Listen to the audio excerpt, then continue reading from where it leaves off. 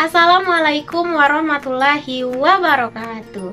Halo teman-teman, apa kabarnya hari ini? Semoga kalian dalam keadaan sehat selalu ya. Sebelum saya memasuki ke video pembelajaran, izinkan saya memperkenalkan diri saya terlebih dahulu. Perkenalkan, nama saya Anissa Febiola, NIM 23591018, mengambil program studi pendidikan guru madrasah ibtidaiyah Fakultas Tarbiyah di Institut Agama Islam Negeri Curug.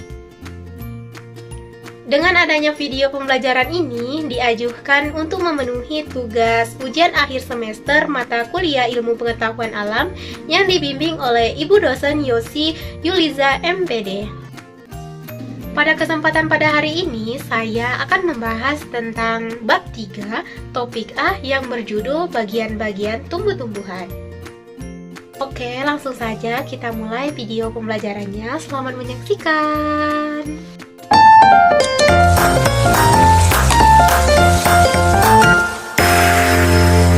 Assalamualaikum warahmatullahi wabarakatuh. Halo anak-anak, apa kabarnya hari ini? Semoga kalian dalam keadaan sehat selalu ya.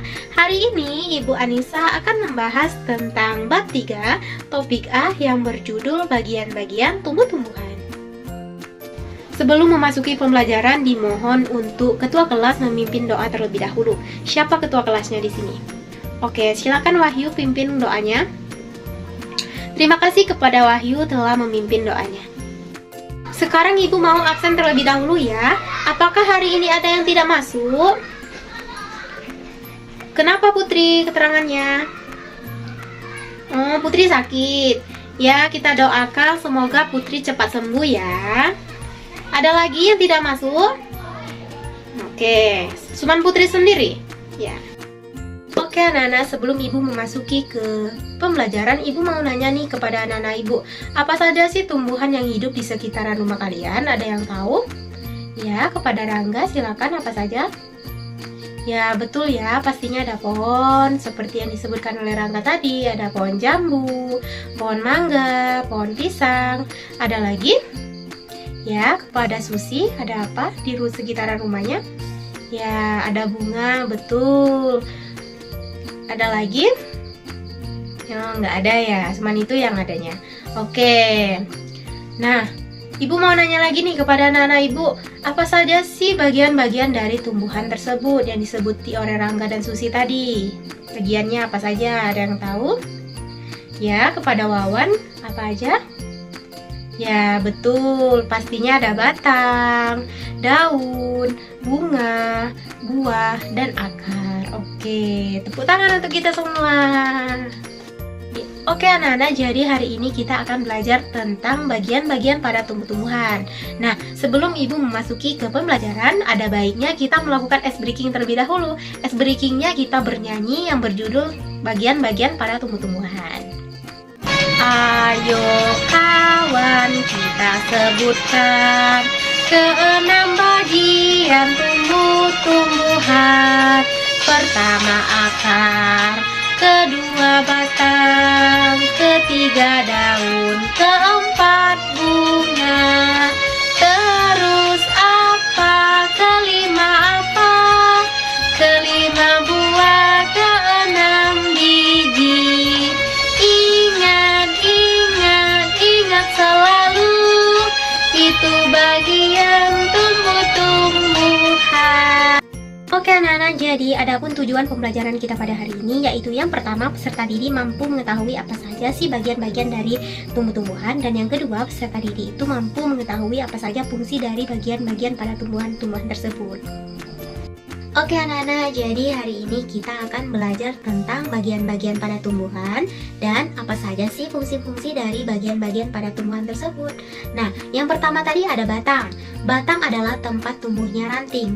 Adapun fungsi dari batang tersebut, yang pertama itu sebagai alat transportasi dari daun ke seluruh tubuh, dan yang kedua itu tempat penyaluran hasil fotosintesis dari daun ke seluruh tubuh, dan yang ketiga itu sebagai tempat penyimpanan cadangan makanan. Oke anak-anak, jadi batang itu terbagi menjadi 3 ya. Ada batang yang berbentuk keras, ada juga batang yang berbentuk lunak, dan ada juga batang yang tidak keras.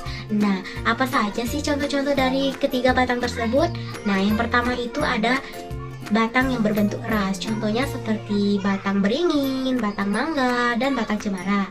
Terus yang kedua itu tadi ada batang yang berbentuk lunak seperti batang bayam, batang kangkung, batang tomat ya. Terus yang ketiga tadi ada batang yang tidak keras. Batang yang tidak keras itu seperti contohnya batang padi, batang serai, dan batang jagung. Oke anak-anak, bagian yang selanjutnya yaitu daun. Daun adalah tumbuhan yang memiliki peran yang sangat penting. Pada daun yang berwarna hijau terdapat kandungan zat klorofil yang merupakan salah satu bahan yang dibutuhkan pada proses fotosintesis. Nah, adapun fungsi dari daun tersebut yaitu yang pertama tempat terjadinya fotosintesis, yang kedua sebagai alat pernapasan tumbuhan, yang ketiga tempat terjadinya penguapan, dan yang keempat sebagai alat perkembangan vegetatif. Jadi anak-anak dapat kita ketahui bahwasannya daun itu dibagi menjadi 4 jenis. Apa saja sih keempat jenis daun tersebut? Nah, di sini kasih tahu ya. Yang pertama itu daun yang memiliki tulang yang melengkung. Itu contohnya seperti daun sirih, daun genjer, dan daun enceng gondok. Terus yang kedua itu daun yang memiliki tulang menjari. Contohnya seperti daun singkong, daun pepaya, dan daun labu siam. Terus yang ketiga itu daun yang memiliki tulang sejajar. Itu contohnya seperti daun kelapa, daun tebu, dan daun jagung. Terus yang keempat itu daun yang memiliki tulang menyirip. Contohnya seperti daun jambu, daun mangga, dan daun nangka. Dan anak bagian yang selanjutnya yaitu yang ketiga yaitu bunga. Tapi tidak semua tumbuhan itu memiliki bunga. Bunga merupakan tempat terjadinya perkembangbiakan secara genetatif pada tumbuhan. Adapun fungsi dari bunga tersebut, yang pertama itu tempat terjadinya penyerbukan. Kedua itu sebagai alat perkembangbiakan tumbuhan, dan yang ketiga itu sebagai tempat bertemunya sel kelamin jantan dan betina, dan yang keempat itu sebagai penghasil biji. Baik anak-anak, bagian yang selanjutnya yaitu yang keempat yaitu buah. Buah merupakan cadangan makanan yang dihasilkan oleh sebuah tanaman yang dapat dinikmati oleh makhluk lainnya. Adapun fungsi dari buah tersebut, yang pertama itu untuk melindungi biji, dan yang kedua itu membantu dalam penyebaran biji. Oke anak-anak, bagian yang selanjutnya yaitu akar. Akar adalah bagian tumbuhan yang umumnya terdapat pada bagian bawah tumbuhan. Bagian ini biasanya terkubur di dalam tanah. Adapun fungsi dari akar tersebut yaitu yang pertama itu menyerap air dan mineral dari tanah meneruskan ke batang. Terus yang kedua itu sebagai penopang agar tanaman dapat berdiri kokoh, dan yang ketiga itu menyimpan cadangan makanan.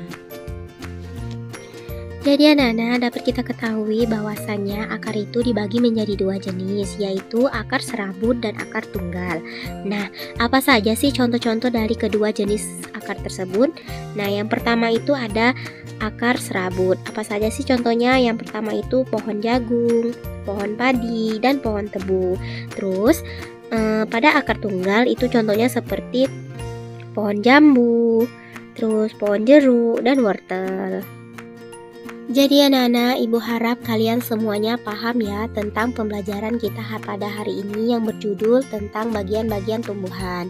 Nah, adapun kesimpulan dari pembelajaran hari ini tentang bagian-bagian tumbuhan, itu setiap bagian tumbuhan memiliki fungsi yang unik dan penting untuk pertumbuhan dan perkembangan tanaman.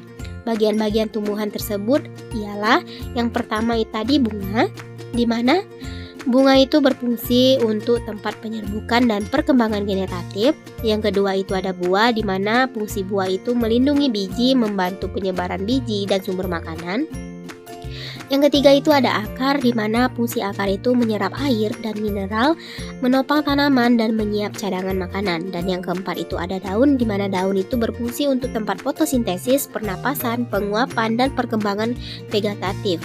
Dan yang kelima itu batang, di mana batang itu berfungsi sebagai transportasi air dan mineral, penyalur hasil fotosintesis, penyimpanan cadangan makanan, dan penyotong tubuh tanaman. Nah, dengan pemahaman fungsi masing-masing bagian tumbuhan, kita dapat lebih menghargai keanekaragaman dan keindahan alam.